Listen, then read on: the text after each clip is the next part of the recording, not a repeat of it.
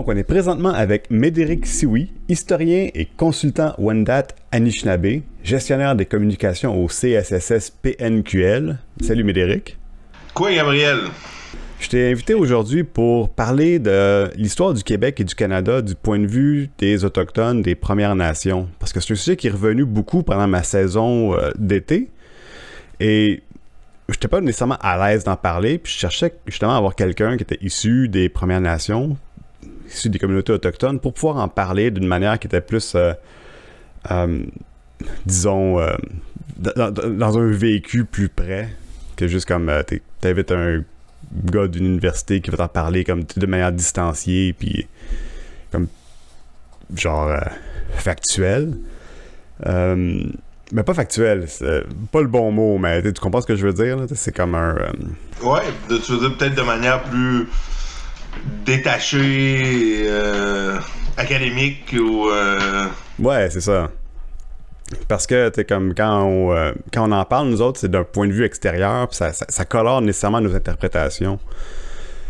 Fait que j'ai écouté une couple de tes conférences, puis il y a une couple d'affaires qui m'ont marqué que j'aimerais qu'on en parle aujourd'hui. La première, c'est la différence entre la conception comme historique, comme européenne, classique, puis celle qu'il y avait ici, puis qu'est-ce que ça fait comme dans comment ça a comme chargé la politique un peu, peut-être.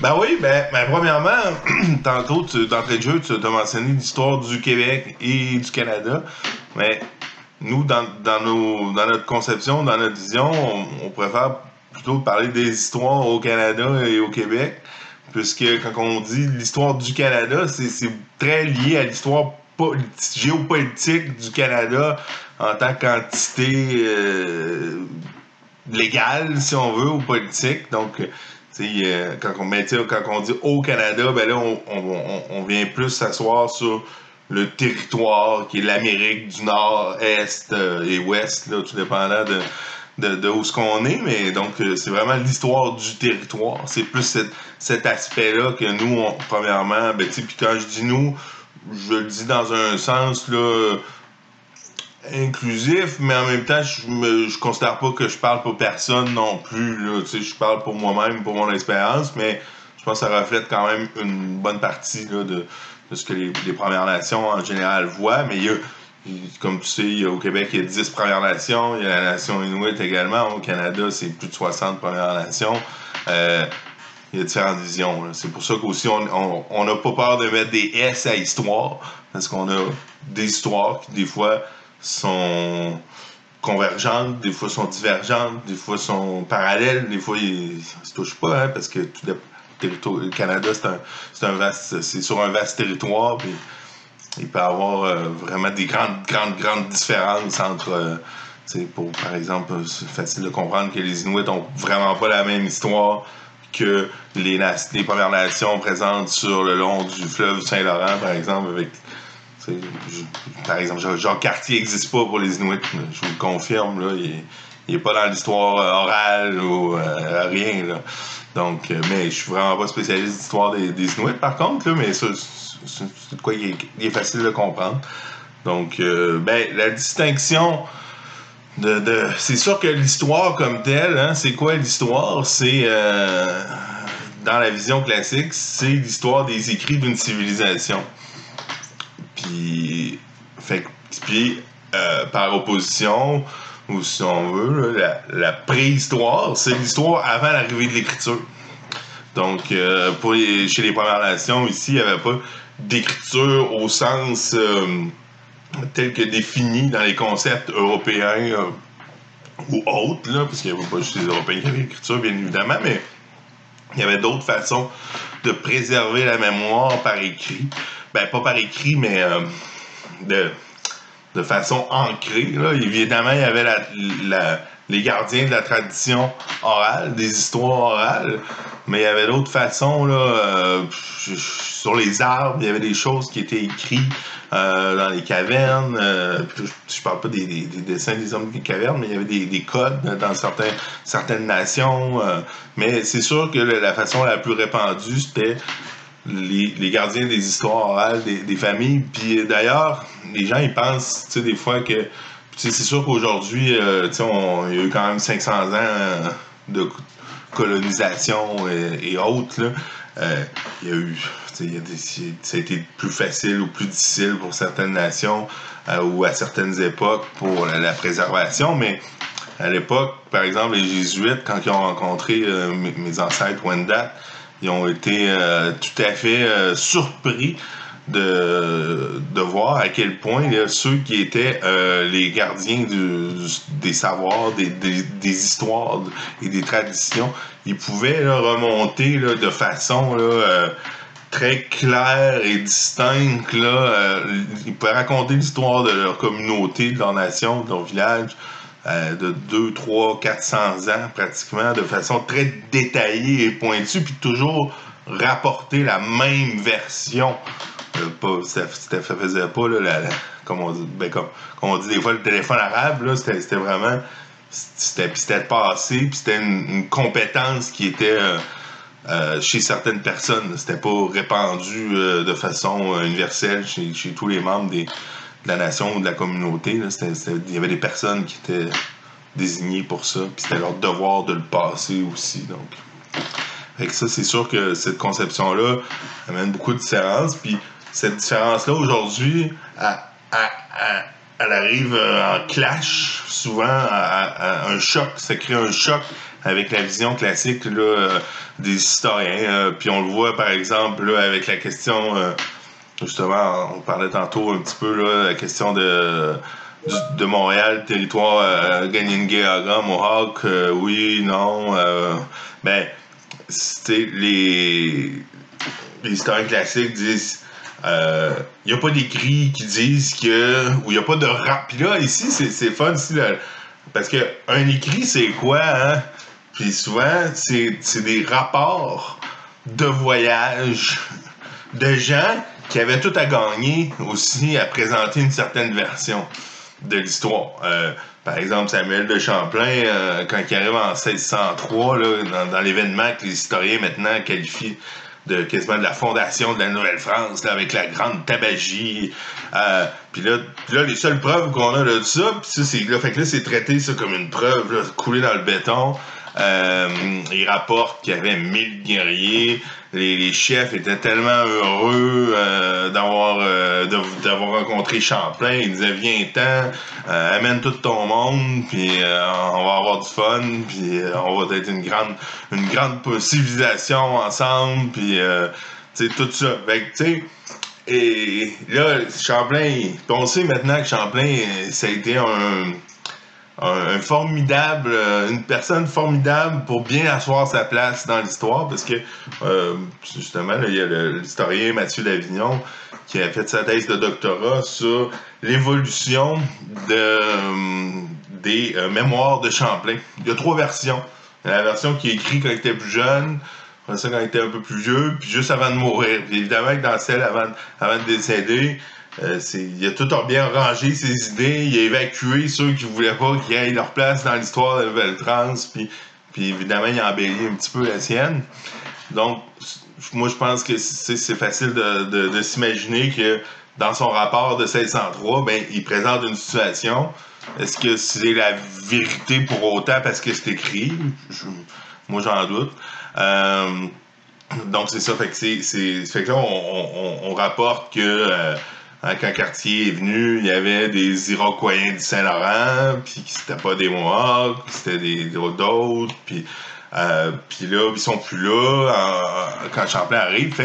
Mais d'un autre côté, hein, on a ça, on a l'absence de traces écrites, puis des descriptions écrites qui sont des descriptions comme en droit, là, un témoin oculaire, là, si on veut. Puis de l'autre côté, on a des gens de Ganawagé, des différentes maisons longues, également de la Confédération iroquoise de la Haute-Haudenosaunee qui rapportent que cette communauté-là avait des liens, elle faisait probablement partie du réseau. Puis ça, c'est dans l'histoire orale de cette nation-là. Mais là, on n'accepte pas, les historiens classiques n'acceptent aucunement d'intégrer ou ne serait-ce que d'analyser cette tradition orale-là, ces histoires orales-là, sur la présence et les connexions entre ce que le quartier avait appelé les Hochelaguéens et la Grande Confédération Haudenosaunee.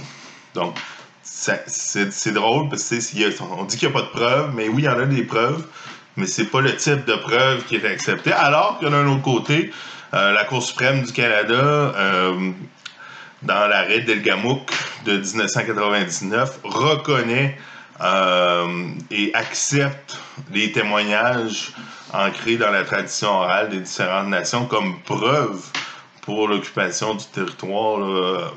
Donc, on voit qu'il y a un petit... Le juridique l'accepte, mais l'histoire évolue moins rapidement. Bien sûr, il y a des historiens plus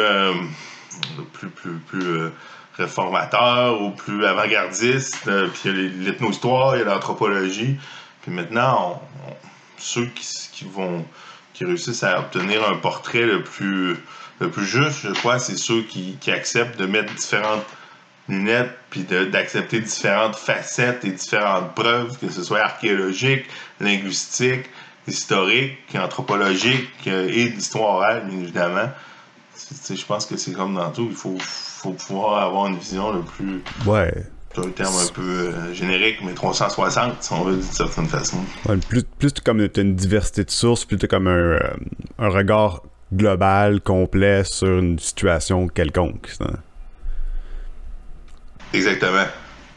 Un truc qui m'a marqué quand j'écoutais tes conférences, c'est que dans l'histoire classique, t'es comme moi ce que j'ai appris au secondaire, tu sais, t'as l'histoire du Québec et du Canada, puis au début, on parle de comme les premiers contacts avec les Autochtones, les Premières Nations. Puis après ça, on arrête d'en parler. Toi, tu mentionnes dans une de tes conférences que tu as comme un gros trou de 200 ans où t'es comme les Premières Nations, les Autochtones sont comme évacués de l'histoire officielle. Oui, c'est un gros combat.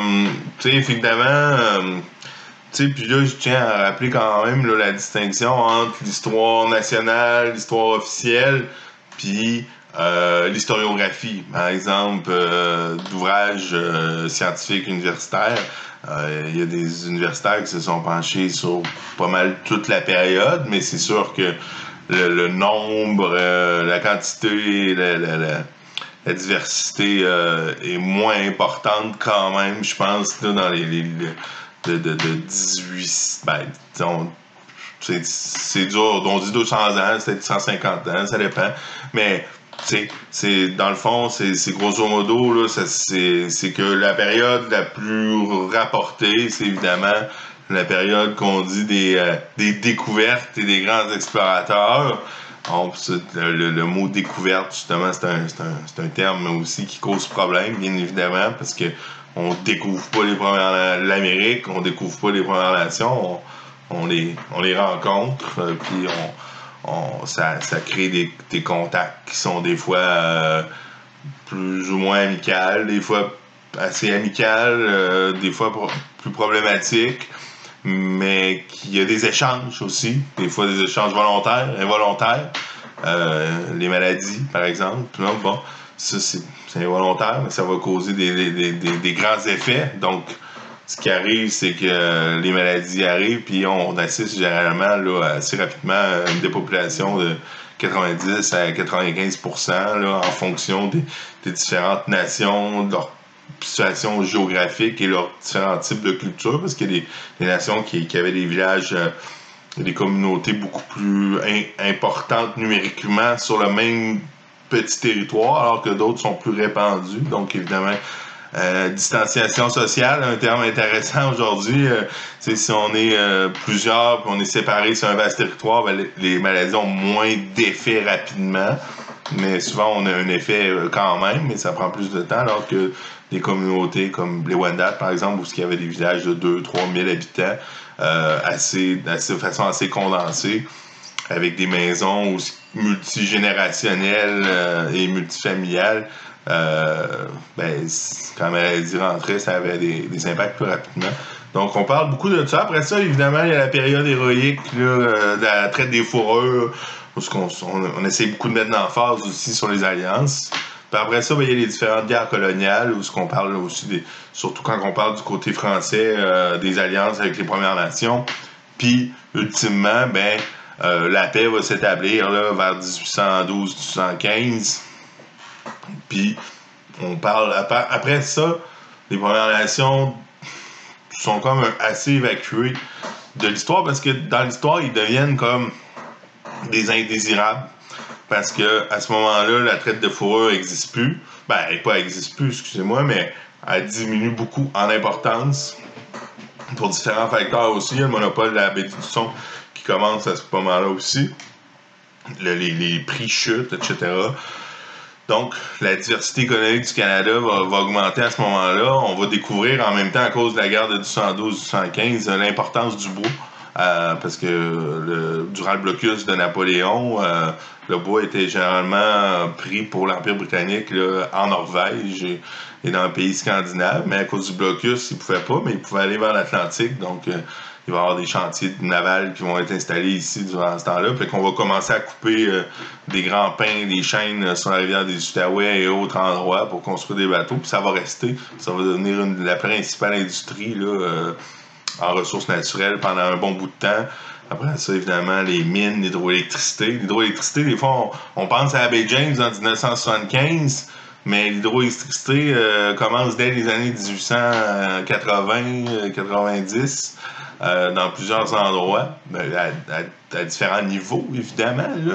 Mais c'est à ce moment-là, les Premières Nations, c'est les gens qui occupent ce territoire-là, puis on veut exploiter le territoire.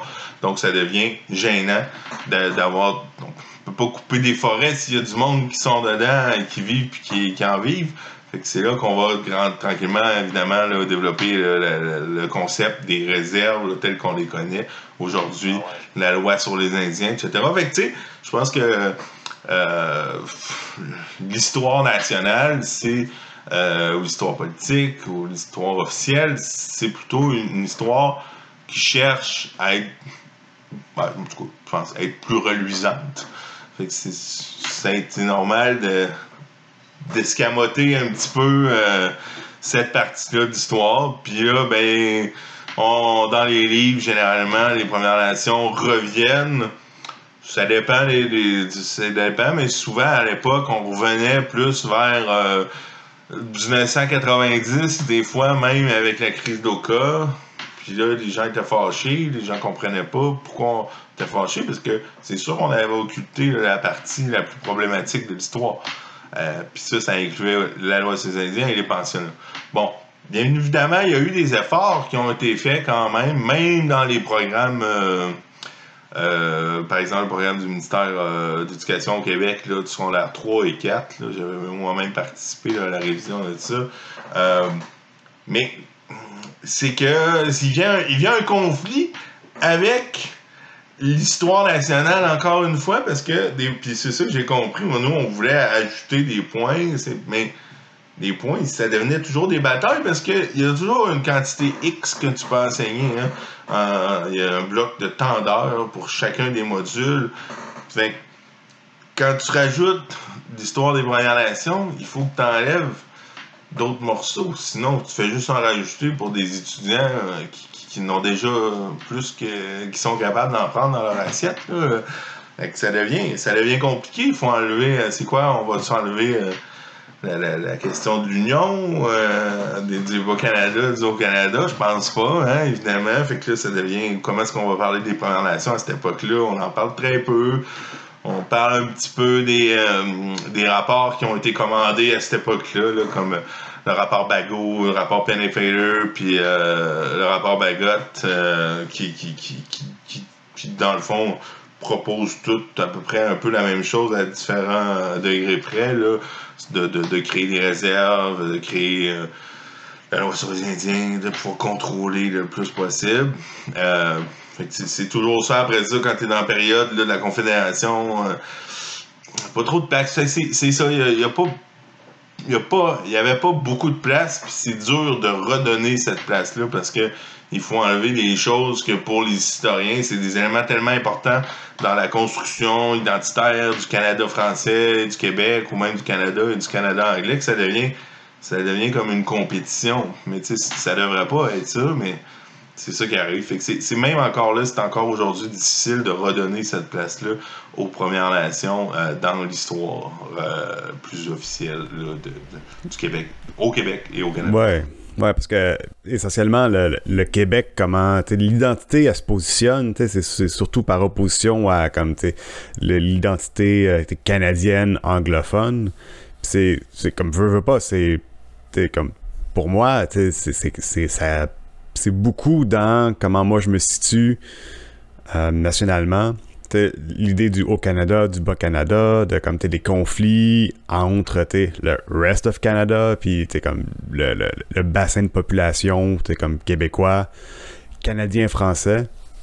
C'est difficile de parce que on parle souvent de deux solitudes, mais en fait, il y a comme tout un autre pan, genre d'histoire puis de culture qui est pas inclus là-dedans.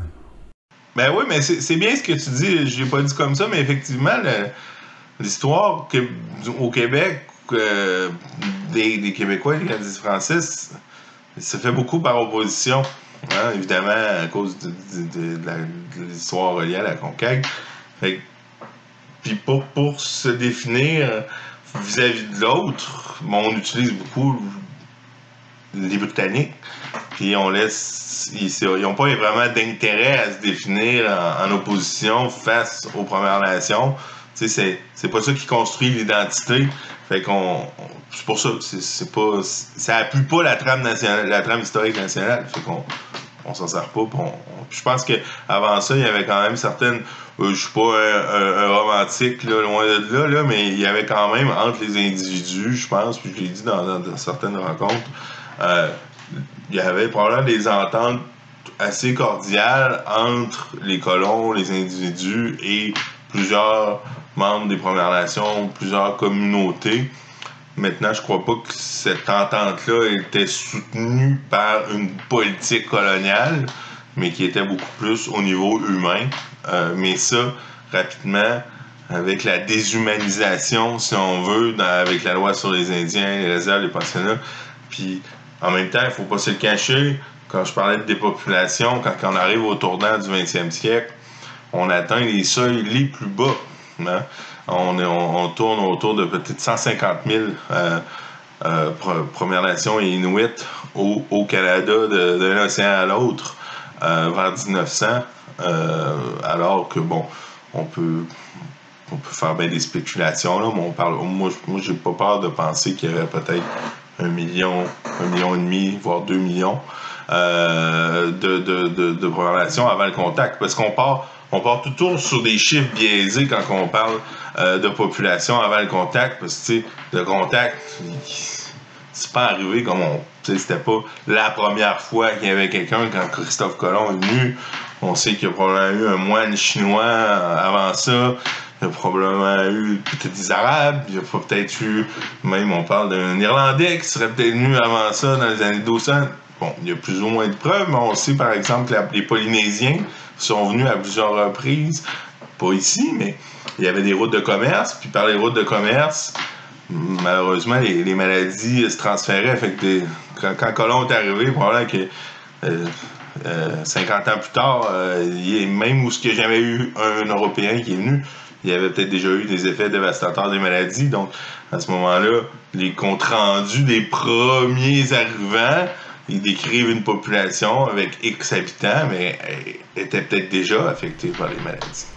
Ouais, c'est ça, parce que les premiers contacts que on sait généralement, du moins ce qui compte pour la côte Est, je suis pas au courant pour la côte Ouest, parce que les Polynésiens, j'avais pas pensé honnêtement, puis on n'en parle pas ici, mais c'est très possible, tu sais.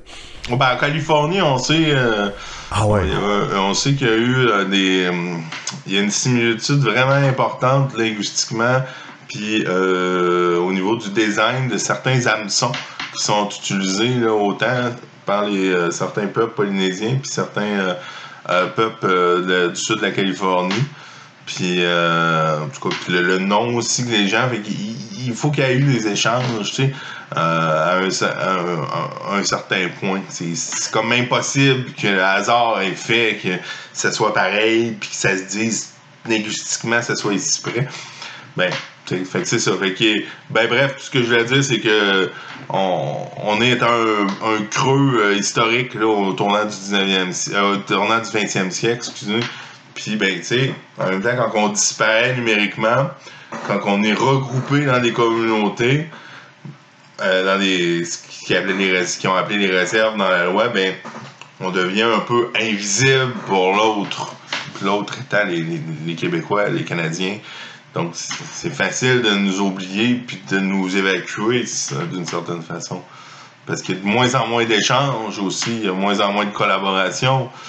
Puis, pas l'espèce de déshumanisation, ben, ça fait son effet, là, on l'a vu dans d'autres pays au cours de l'histoire. C'est comme une des conséquences des réserves, c'est que les barrières entre les communautés sont peut-être un peu moins perméables.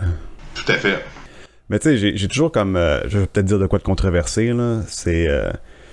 comme quand on parle de l'histoire des réserves, tu sais, souvent, tu sais, les Québécois ont tendance à comme dire comme ça c'est pas nous, tu sais, ça c'est le Canada, tu sais, c'est une loi canadienne. Nous, on fait pas ça, on n'a pas fait ça, tu sais, entre guillemets. C'est quelque chose qui revenait, comme en tout cas, souvent avant l'été 2021, parce que, tu sais, les pensionnats, tels qu'on les conçoit...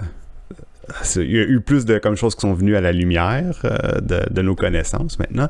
Mais on disait comme ah non, les réserves, c'est pas les Québécois. Mais moi, j'ai toujours comme je me suis toujours dit comme ouais, mais peut-être qu'en même temps, genre, même si on dit ah c'est pas nous ça, il y a comme un genre d'entente genre tacite ou c'est comme implicite ou comme ça fait peut-être un peu nos affaires genre de comme d'évacuer comme. Ben c'est une bonne question ça. Hein? Je pense que tu sais, la question de la Fédération canadienne, ça donne un beau rôle, hein, parce qu'on peut, en tant que Québécois, une journée être sur le bout de notre chaise pour le sprint 100 mètres de Donovan Bailey, puis être vraiment heureux d'être Canadien. Puis une autre journée de dire que les pensionnats, c'est pas nous autres, ça, c'est pas nous autres les Québécois. Tu sais, ça s'est passé tout dans... Ben là, c'était pas Donovan Bailey cet été, là, mais je sais pas qui, là, j'ai moins suivi les Olympiques cette année, mais je veux dire, je suis sûr que ça se passait là, dans certaines familles, dans la même semaine, on était heureux d'une médaille d'or. Puis dans la même semaine, il y avait une discussion autour de la table le soir au souper, puis on disait « Ouais, non, ça c'est les Canadiens anglais, c'est les maudits Britanniques qui ont fait ça. Nous, on a été gentils que les Premières Nations. Justement, c'est nous autres qui avons signé le premier traité moderne avec la Convention de Beijing. » C'est tout ça peut avoir dans la même discussion. Mais d'un autre côté, par contre, on s'en vient aux réserves. C'est où ce qu'il y a du monde au Québec? C'est généralement au sud du 46e parallèle, c'est dans la vallée du Saint-Laurent.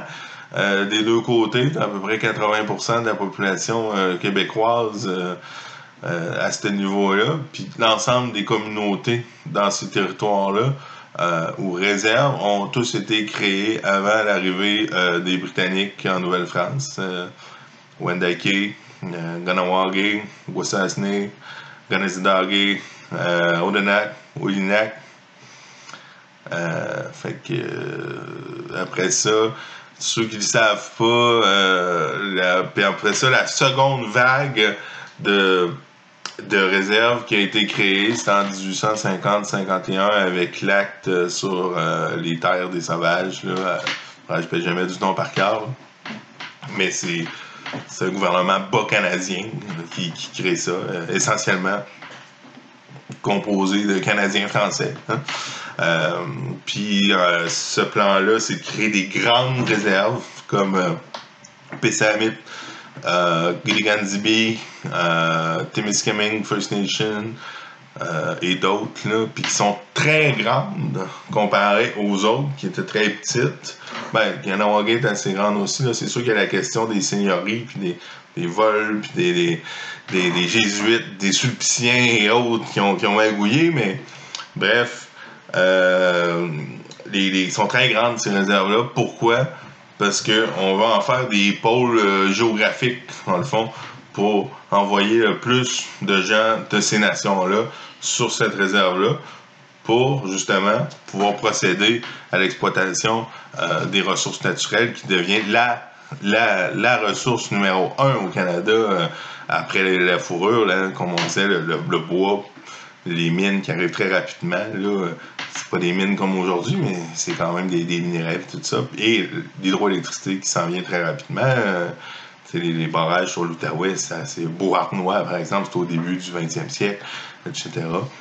Donc, c'est ça qui arrive. Malheureusement, ou heureusement pour les Premières Nations, ça va plus ou moins marcher.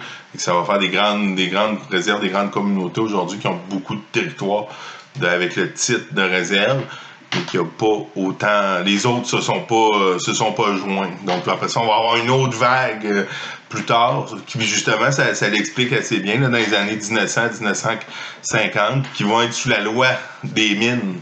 Les réserves vont être créées sous la loi des mines, parce que justement, c'est dans l'optique de créer, d'exploiter les mines. Fait que on voit les phases qui suivent les différentes ressources naturelles. Tout comme dans l'Ouest, c'est pas différent tant que ça non plus, malgré qu'eux, ils signent des traités numérotés. Les vagues de traités sont toujours reliées à une découverte. Bon, les premiers traités 1 à 7 sont reliés à la colonisation, à l'agriculture, là, avec les prairies, mais après ça, le 8, je suis un petit mal de mémoire, là, mais le 8, c'est... en tout cas, il y a celui du Yukon en 1890, là, c'est le 8 ou le 9, en tout cas, peu importe. Mais celui qui touche le Yukon, c'est vraiment lié au ce qu'on appelle le boom minier du Klondike, parce que dans la loi ou dans l'affaire des territoires du Nord-Ouest, les terres du Nord-Ouest, on dit avant d'exploiter un territoire, il faut obtenir la cessation du titre indien sur ce dit territoire-là. Fait que tant qu'on n'a pas de besoin, on négocie pas, puis le jour où on a besoin, ben là, on négocie avec un petit N puis des guillemets. Là, on obtient là, par voie de traité. Donc, dans l'Ouest, ça se passe comme ça. Ici, ça se passe différemment. Parce qu'on ne reconnaît pas tous ces paradigmes-là liés à la proclamation royale, les terres du Nord-Ouest, etc. Puis d'ailleurs, ça va jouer un tour, si on veut, d'une certaine façon, au Québec, parce que la Convention de la baie James va être signée en 1975 sur un peu ces mêmes bases-là. Mais on s'entend que les modalités de paiement et de compensation vont être beaucoup plus élevées que s'ils l'avaient signé en 1900 ou en 1880. Pour 80, ça aurait été impossible à cause de la question de l'extension des frontières là, de 1892 et 1890 et 1912, si je ne me trompe pas. Bref, c'est ça. Fait que c'est un peu le même principe. Fait que c'est beaucoup relié à l'exploitation du territoire, soit au niveau de l'agriculture, soit au niveau du développement d'une ville, ou majoritairement au niveau du développement de l'exploitation des ressources naturelles.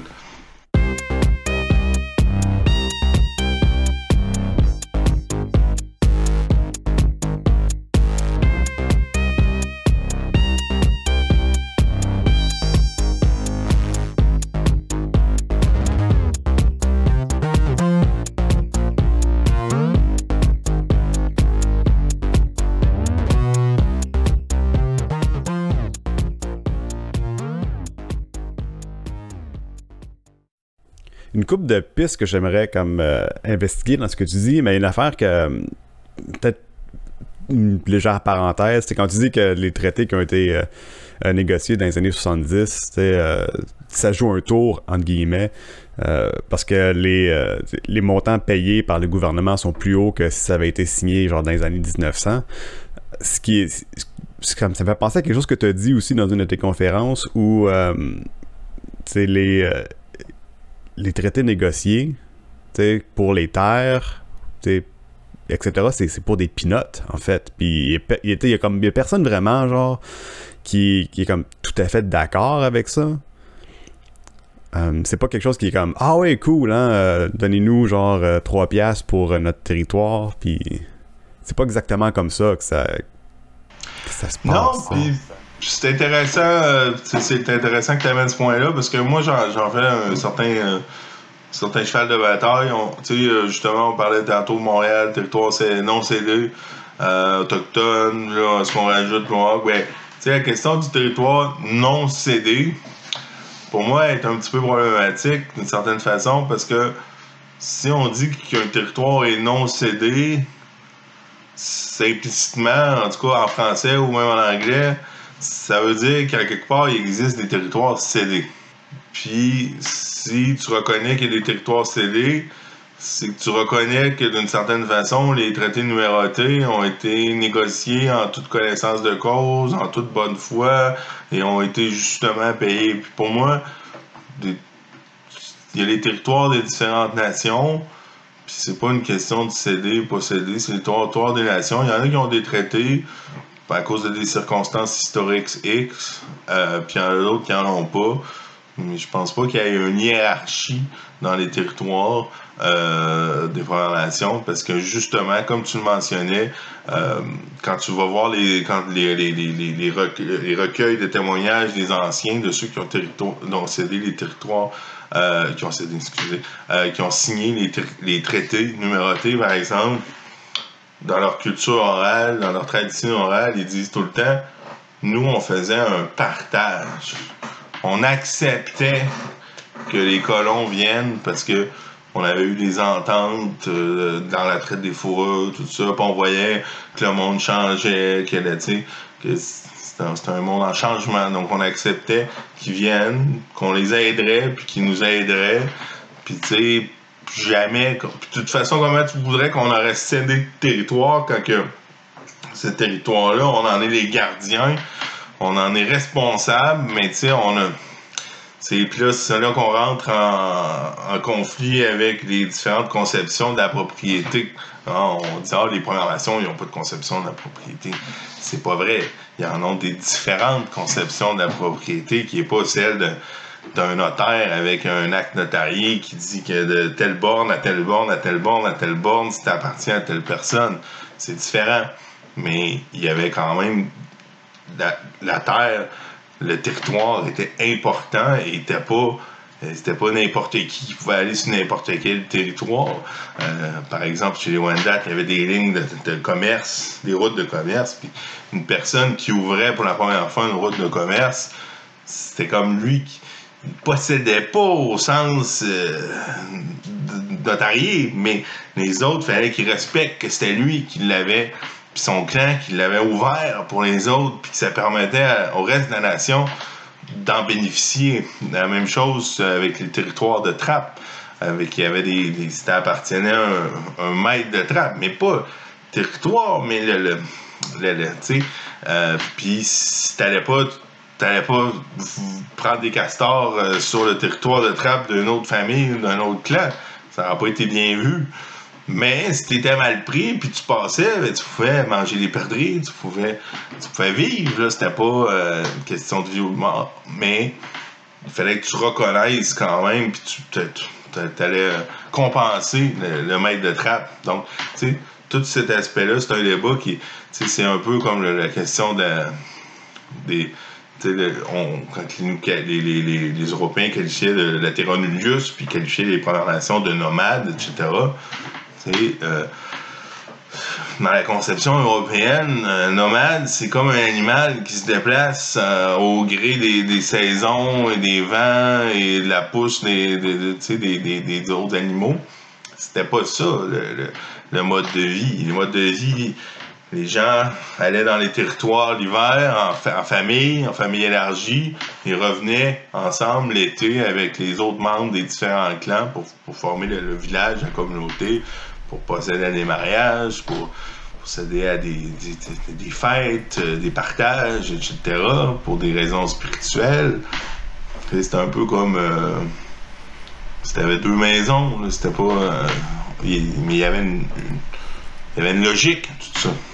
En tout cas, bref, c'est ça, tout ça pour dire que les différents traités qui ont été... l'incompréhension linguistique, c'était impossible de...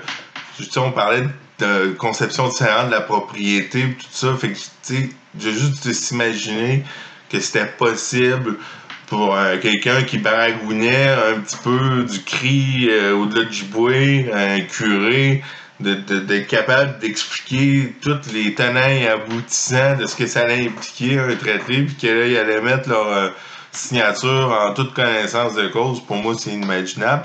Puis même si ça avait été imaginable, on sait maintenant pertinemment, c'est documenté, que les commissaires qui étaient responsables de négocier les traités et de voyager là, dans les communautés, et ils promettaient un petit peu n'importe quoi de l'ajouter dans le traité quand il allait être de retour à Ottawa, alors que le traité était déjà écrit, puis imprimé, puis il manquait juste les signatures, puis il était hors de question de rajouter des choses. Fait que, tu sais, pour moi, c'est. Il y a le docteur, le professeur John Long, qui a travaillé beaucoup sur le traité neuf, qui a documenté ça d'une façon assez importante.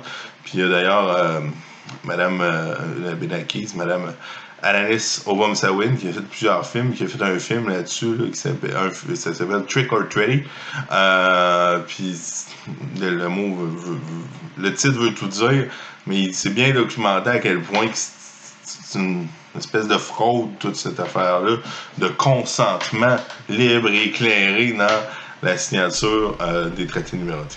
Ben ouais, de toute façon, tu sais, comme quelqu'un qui va venir exploiter les ressources minières, tu sais, va bien vouloir cacher comme le réel prix de cette ressource-là, tu sais, parce que lui, il veut faire comme le maximum d'argent, puis il peut exploiter comme facilement des gens qui ne savent pas nécessairement qu'est-ce que ça implique l'industrie comme dans sa force écrasante, là. Mais non, puis aujourd'hui, ben tu sais, c'est sûr que on est plus à armes égales au niveau juridique, linguistique et autres. Et que c'est sûr que les ententes qui sont signées aujourd'hui sont beaucoup plus valables, d'après moi, ben, en tout cas, selon toute vraisemblance. Quoi qu'il peut y avoir encore des choses cachées, là, mais je pense que généralement, à partir des années plus modernes, c'est ça, il y a eu des... Ouais. Mais c'est des combats encore aujourd'hui, puis même quand on gagne parfois en Cour suprême ou ailleurs, les cas de l'été dernier, les Mi'kmaq qui pêchaient le crabe, l'homard, ont un jugement dans les mains de la Cour suprême, le jugement Marshall 1999 également, qui leur garantit des droits importants en matière de pêche, puis malgré ça, ils doivent négocier à la pièce des ententes avec le gouvernement, sinon la GRC, Pêche et Océan Canada, les gardes-côtes leur font du trouble. Puis encore là, c'est un conflit de ressources. Mm-hmm. Si le homard, il y avait personne qui vivait du homard dans les maritimes, il laisserait les Mi'kmaq pêcher le homard puis faire ce qu'ils veulent avec le homard. Ouais, c'est ça. C'est toujours un conflit de ressources parce que l'Amérique du Nord a été colonisée pas parce que c'était le fun, mais parce qu'il y avait de l'argent à faire en bout de ligne. T'investis un territoire pour le travailler. Pour le territoire, c'est une ressource aussi en tant que telle. Ouais, c'est ça. Juste pour revenir, parce que ça me fait penser à de quoi quand tu parlais de la conception du territoire. Souvent, quand on parle de Montréal, puis les gens ils disent que Montréal, ah non, c'est pas un territoire non cédé, il y avait personne qui habitait ici, c'était un territoire de chasse de toute façon. C'est souvent comme un argument qui est utilisé pour genre légitimiser l'idée que comme Montréal existe. C'est un territoire de chasse, donc c'est pas grave si nous autres on l'investit. Ah oui, il y avait personne. C'est souvent ça que... Puis il y a beaucoup d'historiens reconnus au Québec qui viennent le réaffirmer haut et fort à maintes reprises. Mais, tu sais, premièrement, le fleuve Saint-Laurent, c'est quoi? C'est une artère de communication extrêmement importante pour l'ensemble des nations s'y trouvant ou qui sont proches du Saint-Laurent.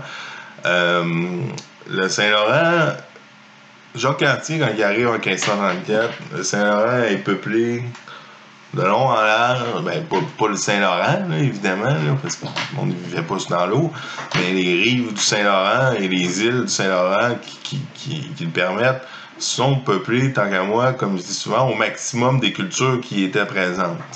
En fonction des cultures qui étaient présentes, ce qu'on appelle là, des fois les Iroquois, comme on disait, il y avait un apport de l'agriculture beaucoup plus important dans leur diète. Donc, évidemment, l'agriculture permettait de peut-être avoir une occupation du territoire plus importante au kilomètre carré que les chasseurs du Nord, dont le caribou était peut-être une des sources protéiniques la plus importante. Mais, donc, quand Cartier arrive, ce qu'il rapporte, c'est qu'il y a du monde, puis qu'il voit plein de monde, puis que c'est plein de monde, puis qu'à Montréal, il y a du monde aussi. Puis, tu sais, Montréal, quand on prend notre auto, puis qu'on traverse des caries du sud au nord, ou la métropolitaine d'est en ouest, ça n'a pas l'air si grand que ça. C'est grand à Montréal. C'est très grand à Montréal. C'est énorme. Fait que tu sais, Cartier, il est venu, je tiens à rappeler, même pas une journée. Il a même pas couché à Montréal. OK? Fait que, est-ce que Cartier a pu voir, puis là, je parle même pas du West Island, là, jusqu'à Saint-Laurent, puis à Kirkland, puis tout, là, c'est même pas métropolitain, puis des caries, là. Donc, tu sais, est-ce que Cartier a pu voir vraiment, on dit Hochelaga, c'est Montréal. Ouais, Hochelaga, c'est peut-être une partie de Montréal, tu sais, de l'île de Montréal. Est-ce qu'il a pu voir tous les villages qui se trouvaient? Est-ce qu'il y en avait plein? Ça, j'ai pas de réponse à donner à ça. Mais moi, j'ai l'impression que Montréal, c'est un endroit géographique intéressant et important, autant aussi météorologiquement parlant, le climat était bon à Montréal. On le voit, c'était beaucoup d'agriculture à Montréal avant que ça devienne une ville de l'importance qu'elle a aujourd'hui. Donc, quand ils voient ça, c'est ça qu'ils voient le monde. Ils voient Montréal, on peut aller d'un bout à l'autre. Mais Montréal, tu traverseras pas Montréal à pied en une journée. Là. Puis là, encore là, il y a des routes, puis il y a tout ça, imaginez dans la forêt, puis là, tout ça. Fait que, donc, on dit qu'il y a Hochelaga, puis après ça, on revient, puis là, il n'y a plus personne. Pourquoi il n'y a plus personne? C'est ça que les gens ils oublient de se poser comme question. Pourquoi il n'y a plus personne dans ces 108? Moi, ce que j'ai vu, ce que je connais, c'est qu'il y a comme 3 facteurs les plus importants. Hein? Premièrement, on a parlé tantôt de la dépopulation due aux maladies. Il y a des fortes chances qu'au cours des 3 voyages que Cartier a fait, bon, le premier, il vient pas vraiment dans le Saint-Laurent, là, il va dans la baie des Chaleurs puis tout ça, dans le Golfe, mais par contre, il rencontre le chef Donnacona de Wendake, ou là, il y en a qui vont dire c'était le Coney, en tout cas, peu importe. Le chef Donnacona qui lui était parti à la pêche là-bas. Fait qu'il revient dans sa communauté, est-ce qu'il rapporte des maladies, tout ça. C'est plus ou moins, mais on sait qu'il y a eu une dépopulation de façon généralisée de la terre de feu au Chili, au Grand Nord québécois lors des premiers contacts. Fait que pourquoi ça serait pas arrivé là? Moi, j'ai bien de la misère à le croire. Après ça, on le sait également qu'il y a une... Bon, ça, c'est moins dû à la colonisation puis aux nouveaux arrivants, mais il y a une minière glaciaire qui va s'installer sur la planète dans les années 1550, 1580. D'ailleurs, la ligne du vin en Europe méditerranéenne va descendre vers le sud de façon assez prononcée. Donc, tu sais, ceux qui étaient à la ligne, à l'extrême nord de ceux qui vivaient de l'huile d'olive, puis qui pouvaient pousser les vignobles, puis tout ça, ils appellent ça la ligne du beurre puis de l'huile, là. En tout cas, je me rappelle d'avoir lu là-dessus, parce que c'était la culture d'huile d'olive, puis c'était ceux qui avaient du beurre. Donc, ça va être repoussé vers le sud, de la même manière que la ligne du beurre va descendre vers le sud également, parce qu'il fait de plus en plus froid. Bon, c'est pas comme dans le film The Day After Tomorrow, là, évidemment, là, mais ça l'a quand même affecté. Fait que la même chose s'est produite ici avec la ligne du maïs. Québec, Montréal, c'était entre Montréal et Québec, il y a déjà une bonne différence, mais Québec, c'était extrêmement nordique là, pour pousser le maïs selon les techniques agricoles de l'époque et des nations qui l'occupaient. Montréal aussi, c'est limite. Fait que tout ça va créer une course aussi aux ressources alimentaires, le poisson, la chasse, etc. Puis rajoutons à ça une course aux objets européens. Parce que, on parle toujours de quartier, mais les pêcheurs qui venaient peut-être depuis 100 ans, on n'en parle pas, eux autres, des pêcheurs basques, des pêcheurs français, des pêcheurs d'un peu partout. C'est documenté maintenant. De 1500 à 1600, le fleuve Saint-Laurent, c'est un carrefour important. Ils viennent à Terre-Neuve, mais là, quand ils sont plusieurs à Terre-Neuve, il y en a qui disent, on pas plus fou qu'un autre, on va aller un peu plus loin, puis on va aller plus loin. Donc, il se crée un commerce d'objets européens à cette époque-là. Puis, évidemment, il y a des gens qui voyaient une plus-value à obtenir ces objets-là, puis il y a des gens qui voyaient une plus-value à garder ces objets-là. Puis à ce moment-là, évidemment, que ça crée des conflits.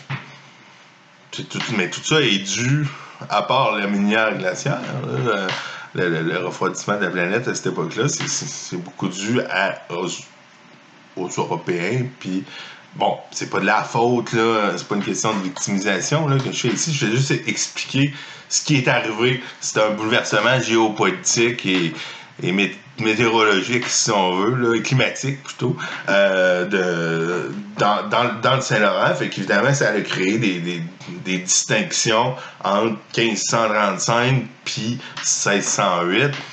Est-ce que si quelqu'un est présent pendant 5000 ans sur un territoire, mettons, sur l'île de Montréal, puis pendant 30 ans, ils sont pas là, c'est quoi qui compte le plus? Dans la vision des historiens classiques, c'est le 30 ans où il n'était pas là. Mais dans la tradition orale, le 5000 ans a beaucoup plus d'impact et de valeur et de force que le 30 ans. Ouais, je pense que c'est légitime.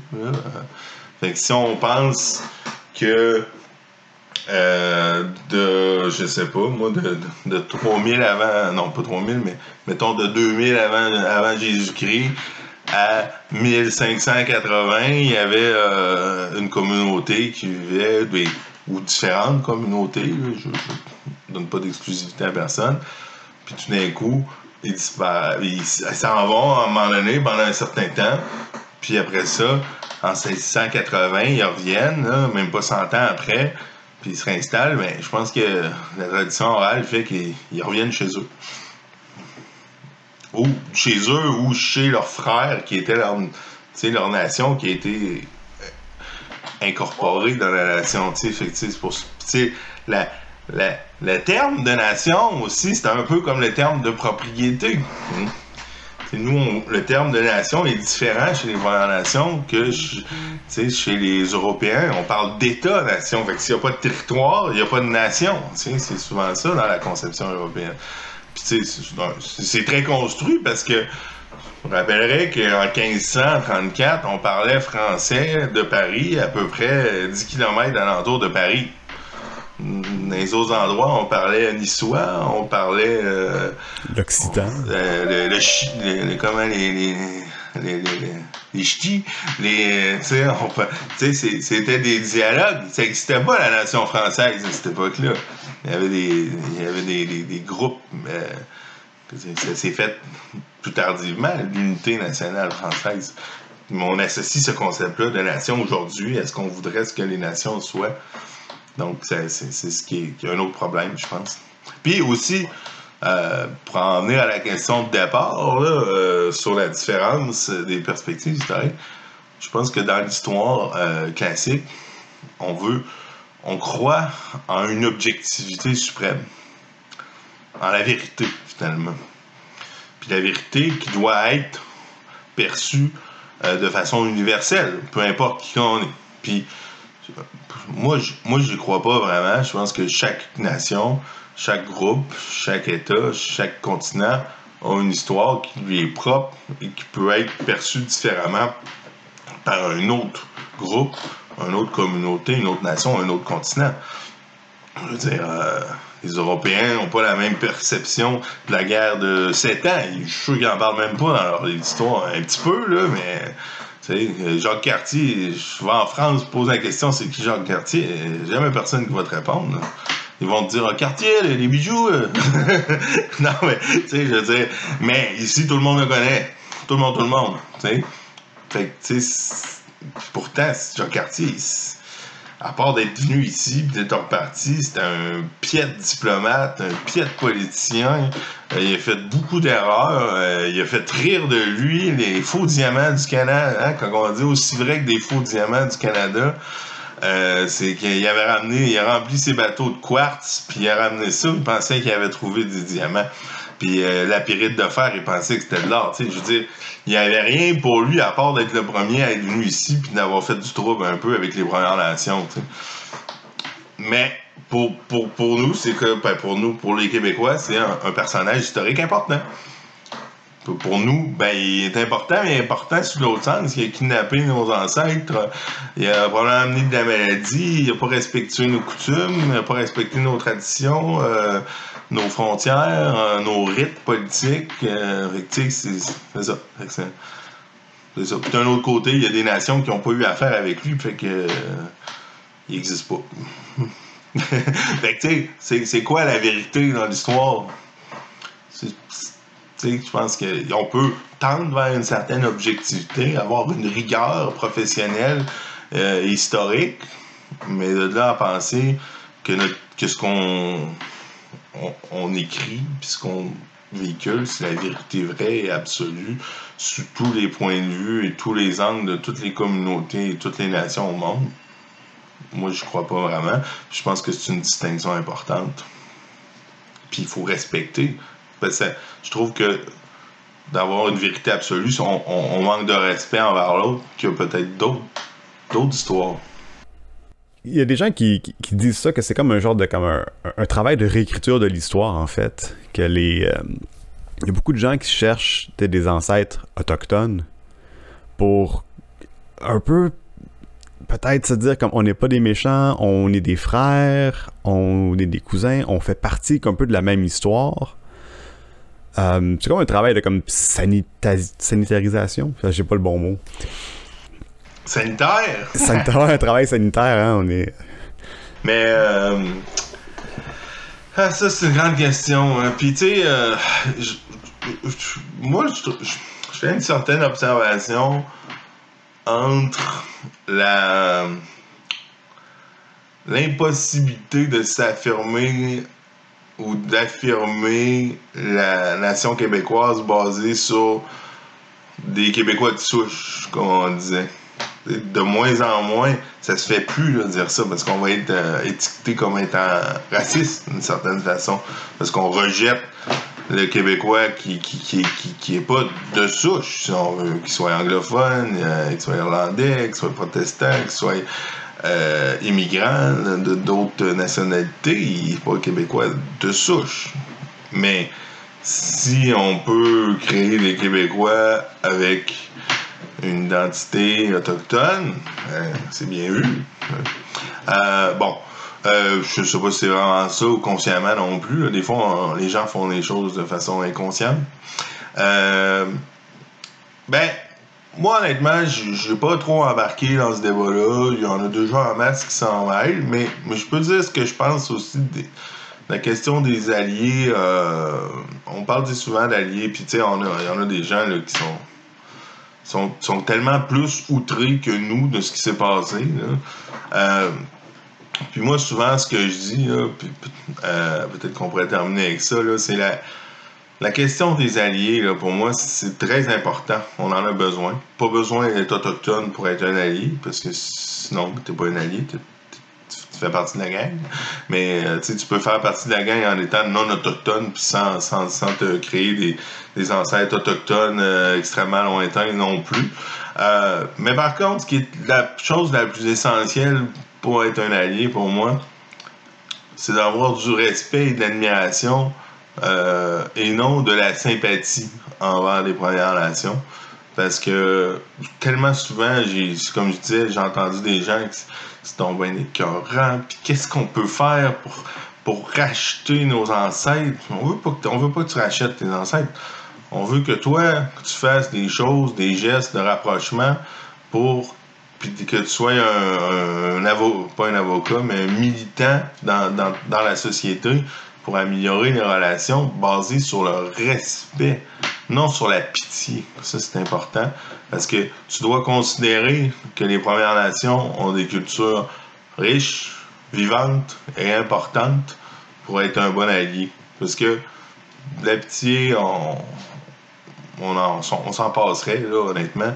Puis il y en a beaucoup, des fois, c'est juste ça. C'est juste qu'ils trouvent... Ils ont honte eux-mêmes pour différentes raisons de ce que leurs ancêtres ont peut-être ou peut-être pas fait.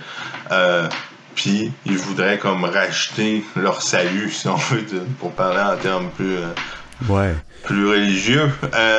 Mais c'est pas ça qui compte. Ce qui compte, je pense, c'est faut que tu veux être un allié parce que tu crois qu'on a des cultures riches, florissantes et diversifiées et importantes. Pour moi, c'est la chose que je trouve le plus important. Puis pas besoin d'avoir... on t'aimera pas plus parce que t'as un ancêtre quelconque d'il y a 200-300 ans ou même 100 ans. Tu sais, il faut avoir vécu, il faut avoir passé à travers les systèmes qu'on a mentionnés, la loi sur les Indiens, les réserves, les communautés, la dépossession des terres, les lois de conservation de la faune, les gardes-chasse qui nous couraient après quand on voulait.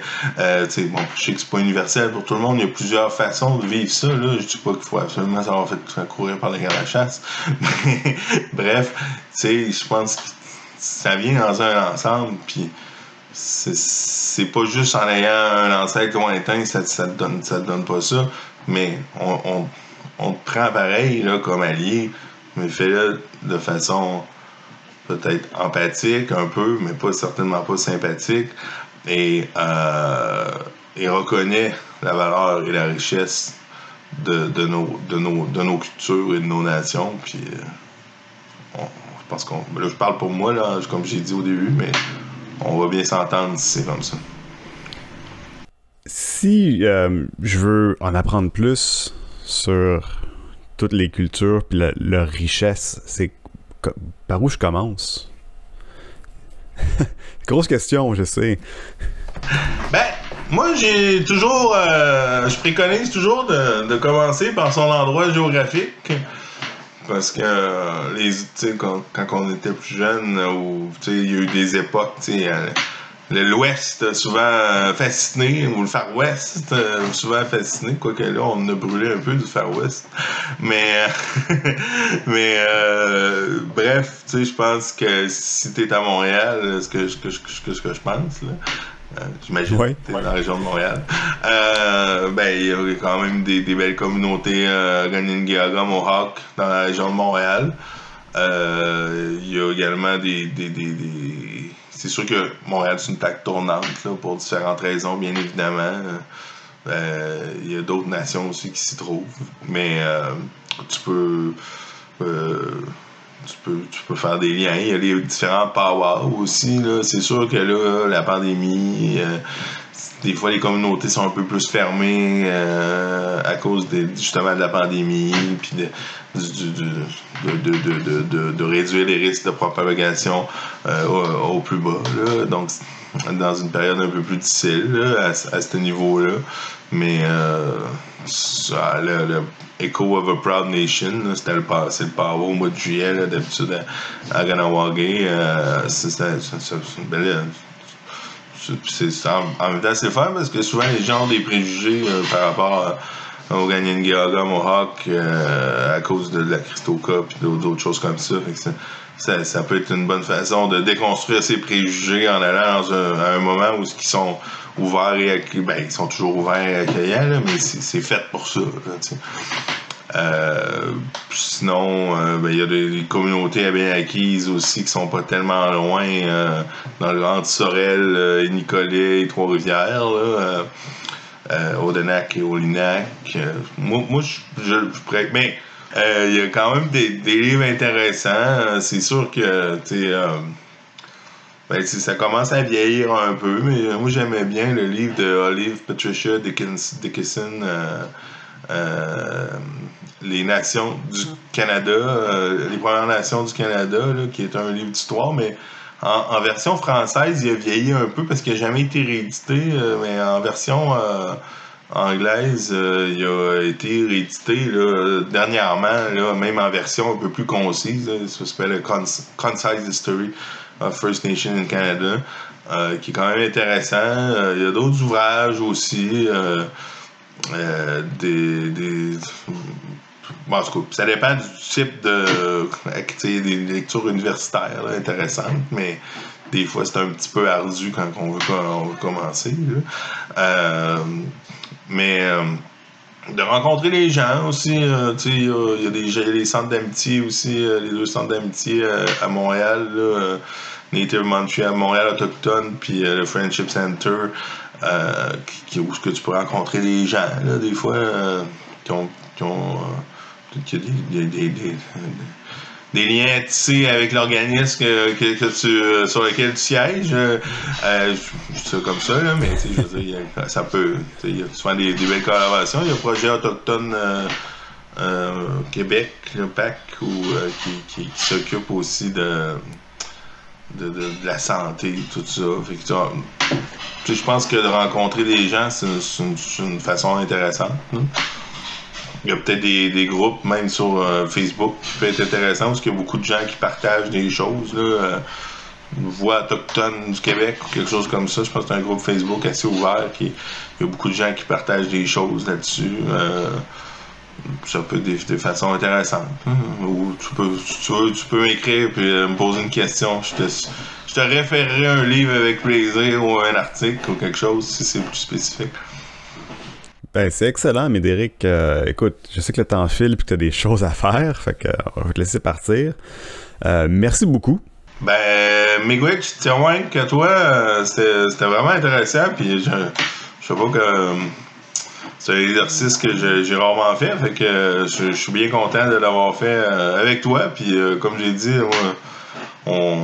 les programmations, tout est souvent une question de connaissance et de connexion, et fait que hésite pas s'il y a quoi que ce soit, ça va me faire plaisir. Puis si je veux me plugger une émission de radio, je t'appellerai.